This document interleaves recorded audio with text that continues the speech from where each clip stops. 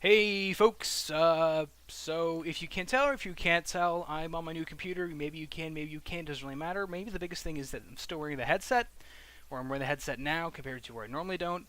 I'm still trying to finagle with the audio, and it's required some finagling, because it finagles. Uh, Recently a DICE executive said that he is feeling the pressure of the fact that they're creating the first sequel to Star Wars Battlefront in a long time. I can understand his apprehension. I am a huge Star Wars Battlefront fan. I've played Star Wars Battlefront 1, Star Wars Battlefront 2 for longer than I should probably admit, but I've played it a lot. In fact, I've probably played Star Wars Battlefront on every single platform it's been available on, which is something I think a lot of people can say, is that they've played a game that on every single platform it's been available on. That's kind of cool, actually. But I understand his problem. I mean, I talked about how Microsoft must be feeling it with Killer Instinct, but I feel like this is a bit different of an example because of how sort of meta the entire situation is. For those who don't know, Star Wars Battlefront was a mod for Battlefield that created Star Wars versions of Battlefield, basically. Then it spun off into its own game, being Battlefront 1 and 2. And now, DICE, the people who make Battlefield, are making the new Star Wars Battlefront, which is this sort of like circular, like, conspiracy theorists are like going crazy, right? I mean, our government came back together, so yeah, they must be going crazy. But I, I, I can only feel like this is probably one of the few games I'll be legitimately judgmental of in every single regard, because Battlefield over the past few years has gained such a reputation. When you compare it to beforehand, where now it really stands out in its, well, I mean, it always stood out, but it had this, it's very quickly become its own thing, to the point where, people are anticipating it as much or more than the Call of Duty games. So different in lesser regards. And given that this is DICE, and DICE over the past few years have really proven themselves to be capable of at least providing that multi leveled combat experience, which is tanks to infantry to aircraft, which is what Star Wars Battlefront did so well, was that it made infantry useful versus vehicles versus hyper infantry like droidicas or Jedi, or you think about an ATST, and then there's like TIE fighters and all this sort of stuff is able to really mix and mash together in a really cool way that just makes sense. And DICE has been very good at doing that recently, but they also said that they don't want to just make Star Wars Battlefield. They want to make it its own sort of game, which is kind of weird, isn't it? Because Star Wars Battlefront is basically Star Wars Battlefield, just Star Wars, right? It's kind of tough to not agree with them, but also not disagree with them, which is very bad double negatives, and I probably shouldn't do it ever again. But I can only hope that wherever DICE is taking Battlefront is somewhere that I like. But like I said, this is one of the few games I'll be judgmental of. Maybe once Epic gets around to making another Unreal Tournament, then I'll be a judgmental again. But otherwise, Star Wars Battlefront has always had its uniqueness, mainly in the hero units. The ability to take a Jedi or a Sith or a hero person like Han Solo onto the field, and they have their own impact.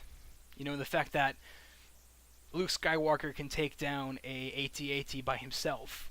There are very few units otherwise that could do that on the Battle of Hoth. I mean, technically one of the Hoth flyers, which the name I'm forgetting, which I feel like such a terrible Star Wars fan for saying I don't know the name of the frickin' flyers that are used to take down AT&Ts, AT-ATs.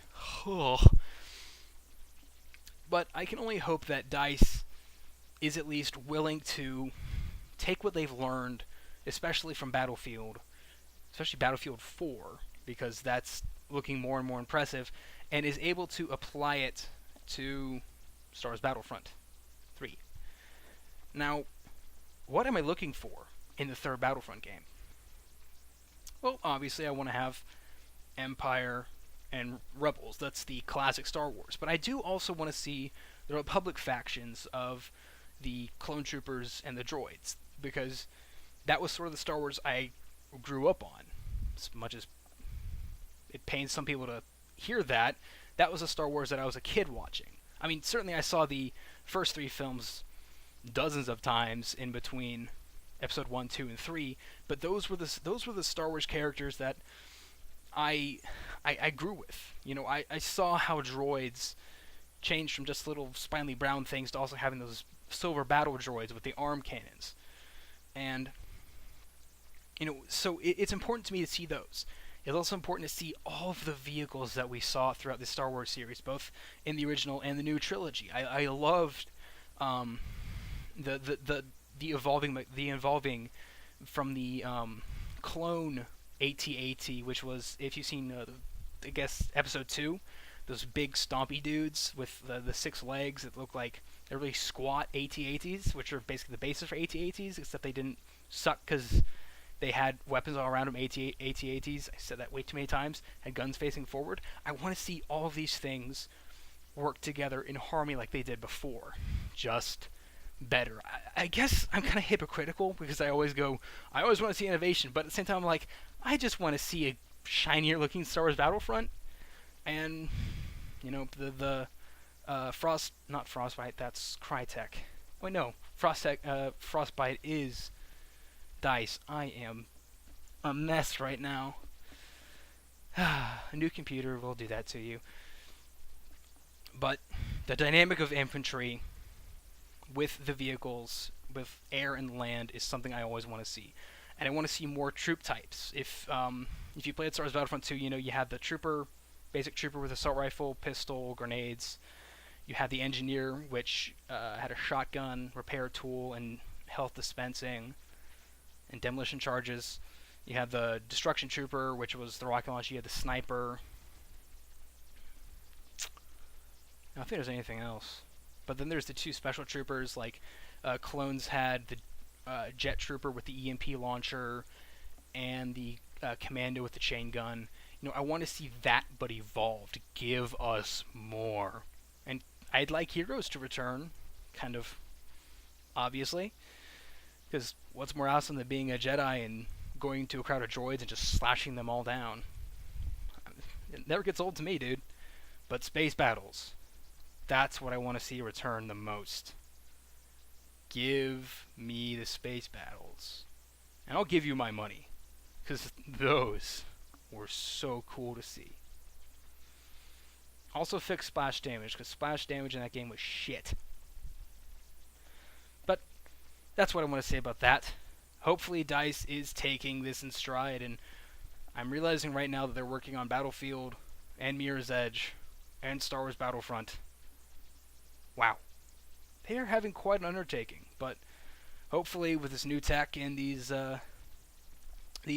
new consoles, they can bring home the metaphorical bacon, or bantha poodoo. It's all up to them, though. They just gotta make sure that it works right. Thank you for watching, ladies and gentlemen. I hope you enjoyed this video. Live streams will start soon. TM.